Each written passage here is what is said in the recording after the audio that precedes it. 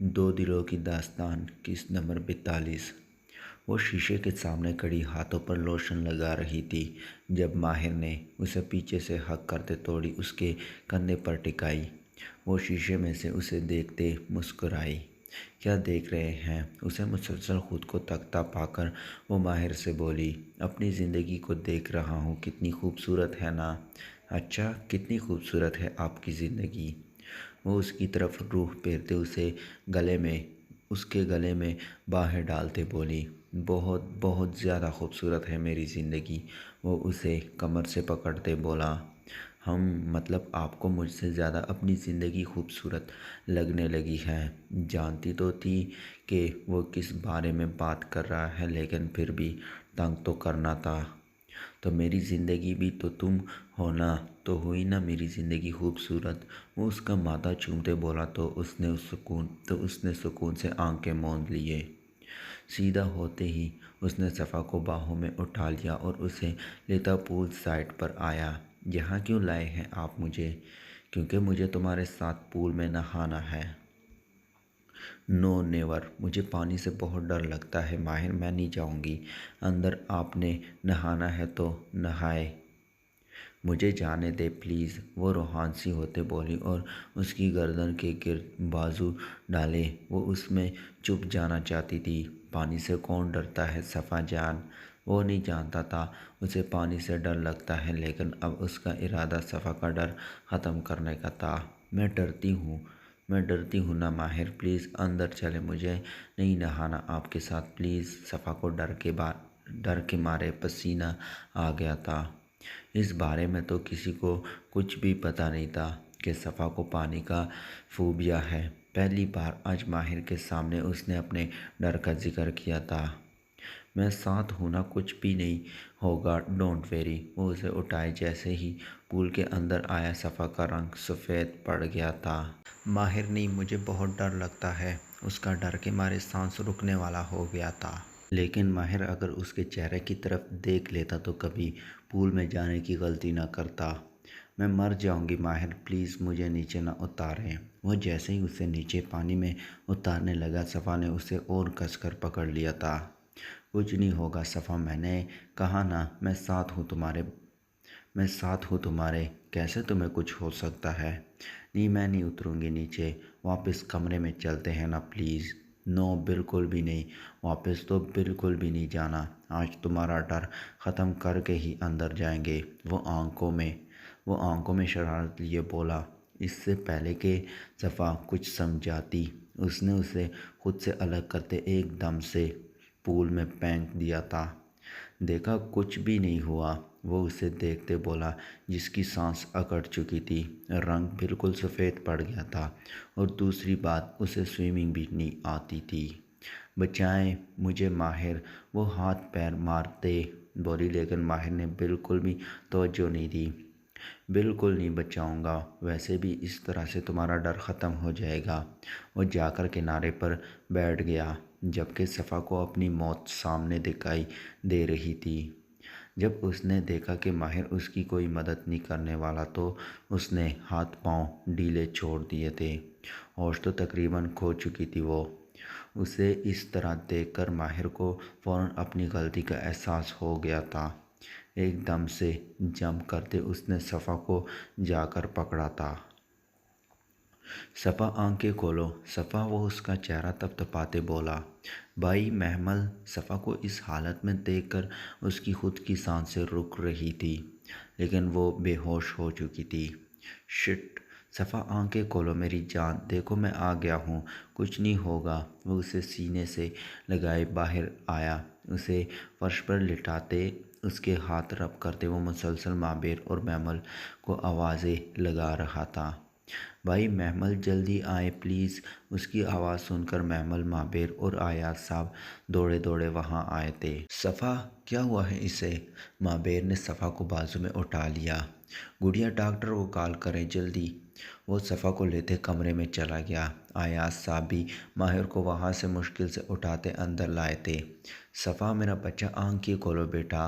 माबेर मुसलसल उसके हाथ रब कर रहा था, जबकि महमल उसके पैरों के तलवे मुसलसल रब कर रही थी। माबेर को तो जैसे सांप ही सूंघ गया था। वो शश सा सुन होकर यकटक सफ़ा को देके जा रहा था। भाई आखिर हुआ क्या था? भाभी पूल में गिरे कैसे? मैमल के पूछने पर माबेर ने भी उसे सवालिया नज़रों से देखा, लेकिन उसके पोजीशन में कोई फ़र्क न आया। इससे बाद में बात करने का सोचते वो डॉक्टर की तरफ मुतवज्जा हुए, जिसे मुजाहिद अभी साथ लाया था। क्या हुआ डॉक्टर? ये होश में क्यों नहीं आ रही? डोंट वेरी सर, ये खौफ और डर की वजह से बेहोश हुई है। इंशाल्लाह जल्द ही होश आ जाएगा। मैंने उन्हें नींद का इंजेक्शन लगा दिया है। जितना सोएगी अच्छा होगा। कल जब उठेगी तो बेहतर फील करेगी। ओके थैंक्स डॉक्टर, माबेर ने कहा तो डॉक्टर मुस्कुराते हुए वहाँ से चला गया। माहिर वो बिल्कुल ठीक है, डोंट वेरी। माबिर उसके कंधे पर हाथ रखते बोला। भाई ये सब मेरी वजह से हुआ है। वो मुझसे बार बार कह रही थी, लेकिन मैंने उसकी बात नहीं सुनी। भाई वो इतनी तकलीफ़ में है। ये सब मेरी वजह से हुआ है। वो मुश्किल से बात मुकम्मल कर पाया। आंखें नम और आवाज़ भारी हुई थी। तुम्हारी वजह से? लेकिन तुम्हारी वजह से कैसे? वो तो गलती से पूल में गिर गई थी ना, तो तुम कैसे कसूरवार हुए? नहीं भाई, मैं ही उसे ज़बरदस्ती वहाँ ले गया था। उसने मुझसे कहा भी कि उसे पानी से डर लगता है, लेकिन मैंने फिर भी उसे पानी में फेंक दिया। वो शर्मिंदगी से बोला था। फेंक दिया था? माबेर हैरान हुआ उसकी बात सुनकर। जी मुझे लगा कि पानी में जाएगी तो डर ख़त्म हो जाएगा, लेकिन मुझे नहीं पता था कि ये सब हो जाएगा। माबेर का दिल चाह माबेर का दिल चाहा एक रख कर दे कान के नीचे, लेकिन मजबूरी थी। कैसे बेटे जैसे भाई पर हाथ उठाता? जबकि महमल और आयाज साहब को समझ नहीं आ रही थी कि परेशान हो या माहिर की बात सुनकर हंसे। इस तरह से डर ख़त्म करते हैं? माबेर ने घूर कर पूछा। सॉरी भाई, वो और शर्मिंदा हो गया था। महमल बाबा को ले जाओ, उनकी दवाई का वक्त हो गया है। आयाज साहब के कहने पर वो दोनों भी उन्हें अब बाबा बुलाते थे। महाबेर ने देखा कि महमल का हंसी रोकने से बुरा हाल है, तो उसे वहाँ बहाने से भेज दिया, क्योंकि वो नहीं चाहता था कि माहिर को मज़ीद शर्मिंदगी हो। जी भाई, वो आयाज साहब के साथ कमरे से चली गई तो वो माहिर की तरफ मुतवज्जा हुआ। देखो माहिर, जो होना था सो हो गया। आइंदा ऐसी बेवकूफ़ी मत करना। हर इंसान को किसी न किसी चीज़ से फोबिया होता है, लेकिन उसे किस तरीके से दूर किया जाता है, ऐसे नहीं जैसे तुमने कोशिश की। और ये भी ज़रूरी नहीं कि इंसान का फोबिया हमेशा के लिए ख़त्म हो जाए। ये नेचुरल है। MK उसे समझाते बोला। जानता हूँ भाई, आइंदा तो मेरे बाप की भी तौबा बिल्कुल जानता हूँ भाई, आइंदा तो मेरे बाप की भी तौबा, बल्कि मैं तो अब उस साइड का रुख ही नहीं करूँगा। सफ़ा के होते वो पूल साइड की तरफ इशारा करते बोला तो माबेर उसकी बात सुनकर हंस दिया। चलो तुम भी सो जाओ और फिक्र मत करो, सुबह तक बिल्कुल ठीक हो जाएगी मेरी शेरनी। वो बेड पर बेहोश पड़ी सफ़ा को देखते बोला। जी भाई, गुड नाइट। MK उसका सर चूमते वहाँ से चला गया। माहिर दरवाज़ा बंद करते सफ़ा के साथ जा बैठा। उसका हाथ अपने हाथों में लेते उन्हें चूमते वो सीने से लगा गया। सॉरी मेरी जान, मुझे ऐसा नहीं करना चाहिए था। मैं जानता हूँ तुम मुझसे बहुत खफा होगी, लेकिन मैं अपनी ज़िंदगी को मना लूँगा। वो उसके साथ लेटते उसका सर अपने सीने पर रखते बोला। उसे बार बार उसका पूल में ख़ुद को बेजान छोड़ देना याद आ रहा था। उसे सीने में पहुँचते वो आंखें मूंद गया। अक्सा को 5वां माह शुरू हो गया था। अब वो पहले से काफ़ी हेल्थी हो गई थी। इसी वजह से साद और सादिया उसका खूब मजाक उड़ाते थे। कभी कभार तो वो बहुत तंग आ जाया करती थी उन दोनों बहन भाई की हरकतों से। कभी कभी तो उनका खूब मुकाबला करती थी, लेकिन जब वो लोग हद से ज़्यादा तंग करते थे तो वो खुद रोने बैठ जाती थी। अभी भी यही अभी भी यही हुआ था। सदीका बेगम घर पर नहीं थी, इसलिए सादिया और साद ने उसका खूब रिकॉर्ड लगाया था, जिसका नतीजा ये निकला था कि वो सोफे पर बैठी ज़ोर और शोर से रो रही थी, जबकि वो दोनों उसके साथ नीचे बैठे उसे मना रहे थे, क्योंकि सदीका के घर आने का वक्त हो गया था। और अगर उन दोनों की शिकायत अक्सा उनसे कर देती तो उनकी खैर नहीं थी। प्लीज़ ना भाभी, चुप हो जाएं, हम तो सिर्फ आपसे मजाक कर रहे थे। हाँ ना अक्सा, सादी बिल्कुल ठीक कह रही है यार, हम तो मजाक करते हैं तुमसे, न जाने क्यों तुम सीरियस हो जाती हो। वो दोनों उसे मनाने की कोशिश कर रहे थे, लेकिन उसका रूमा हनूस जारी था रोना हनूस जारी था। मुझे आप दोनों से कोई बात नहीं करनी, जाए यहाँ से। वो सूसू करते वहाँ से उठकर कमरे में चली गई थी। भाई अब क्या होगा, भाभी तो मान ही नहीं रही है, और अगर मामा को बता दिया तो? कुछ नहीं होगा, तुम बेफिक्र हो जाओ, मैं मना लूँगा तुम्हारी भाभी को। पक्का भाई, पक्का, आ जाओ तुम अपने कमरे में। ओके। वो उसे गुड लक कहती अपने कमरे में चली गई, जबकि साथ ठंडी सांस भरते अपने कमरे की तरफ चल दिया, क्योंकि उसे किसी भी हाल में अक्सा को मनाना था। वो कमरे में दाखिल हुआ तो वो बेड पर बैठी रो रही थी। हालांकि इतनी बड़ी बात भी नहीं थी, लेकिन फिर भी न जाने क्यों उसे रोना आ रहा था। अक्सा मेरी जान, क्या हुआ है, क्यों ऐसे कर रही हो? हम बस नॉर्मल बात कर रहे थे, पहले भी तो बोलते रहते थे, पहले भी तो बोलते रहते हैं ना। पहले तो ऐसा रिएक्ट कभी नहीं किया तुमने, तो आज क्यों? वो उसे अपने हसार में लेते बोला। साद, वो हिचकियों से बोली। जी साद की जान। साद कुर्बान हो जाए, बताओ मुझे क्या हुआ है। वो आहिस्ता आहिस्ता उसके सर को सहला रहा था। साद, मुझे बहुत रोना आ रहा है, मुझे समझ नहीं आ रहा, लेकिन मुझे सुबह से अजीब फील हो रहा है, वो रोते रोते बोली, जबकि डॉक्टर ने साथ को इस बारे में पहले ही बता दिया था कि ऐसी हालत में ये सब होना नॉर्मल है, तो इस वजह से परेशान होने की ज़रूरत नहीं है। यही वजह थी कि वो हर वक्त उसे बिज़ी रखते थे ताकि वो फ्रेश रह सके।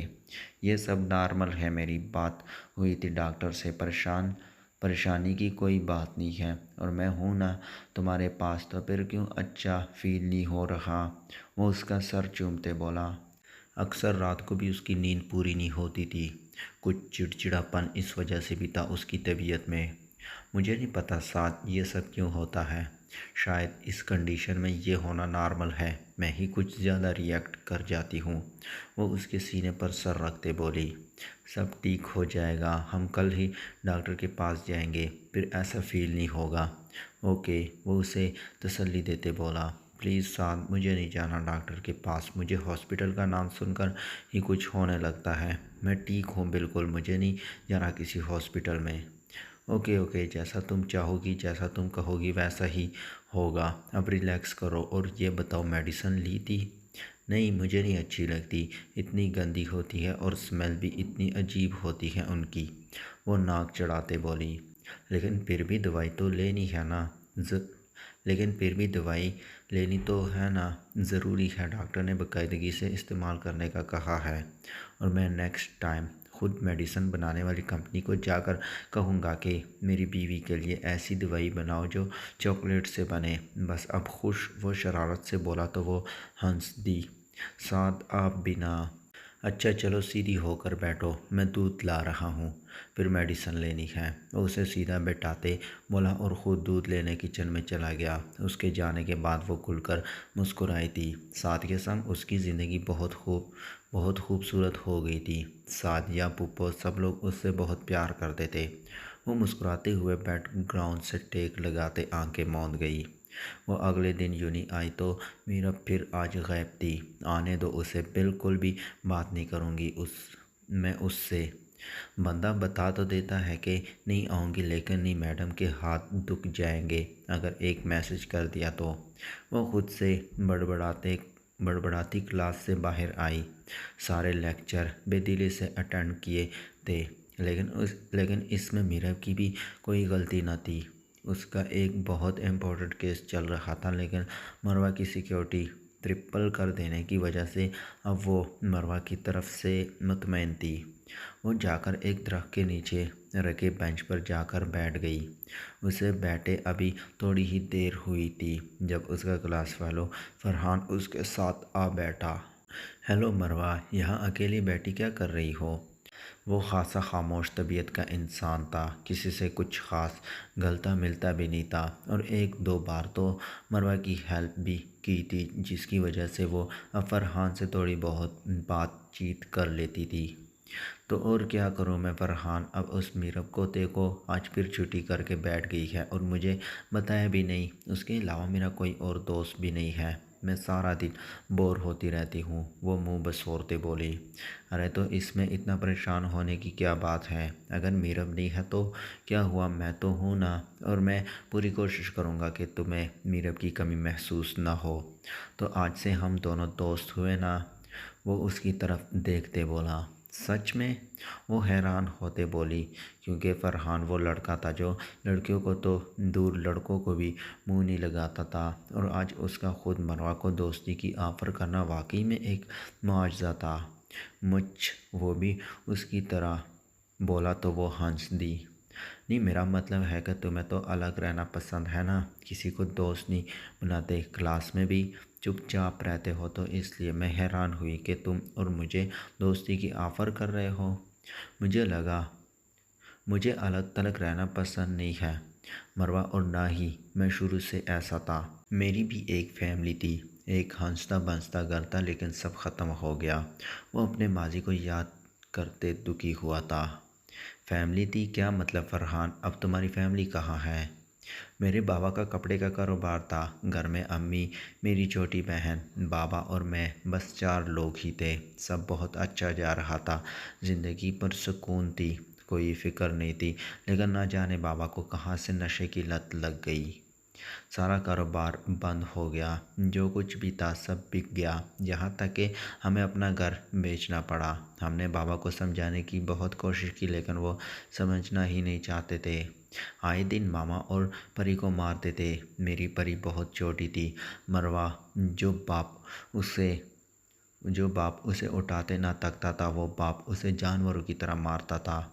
एक दिन परी को बुखार हुआ, वो तप रही थी। मैं और मामा उसे हॉस्पिटल ले गए थे, तो पता चला कि उसे नमूनिया है। वो 7 साल की थी, पैसे ना होने की वजह से हम उसे बचा नहीं पाए और वो मर गई। इतना सब हो जाने के बाद भी बाबा को कोई फ़र्क ना पड़ा। कुछ अरसा तो मामा बर्दाश्त करती रही, जैसे तैसे घर चलाती रही। एक आसरा था कि बाबा का साया हमारे सरों पर है, लेकिन एक दिन नशे की हालत में उनका एक्सीडेंट हुआ और वो भी हमें छोड़कर चले गए। पढ़ाई के साथ साथ मुझे जॉब भी करना पड़ी, क्योंकि मामा में मज़ीद काम करने की हिम्मत नहीं थी। बेटी और शौहर के मरने के बाद वो बिस्तर से जा लगी, और वो दिन मेरी ज़िंदगी का स्याह तरीन दिन था जब कॉलेज से वापसी पर मैंने अपनी माँ को मुर्दा पाया। मेरा कोई भी नहीं बचा था, इसलिए तन्हाई को साथी बनाना पड़ा। माजी को याद करते वो दुखी हो गया।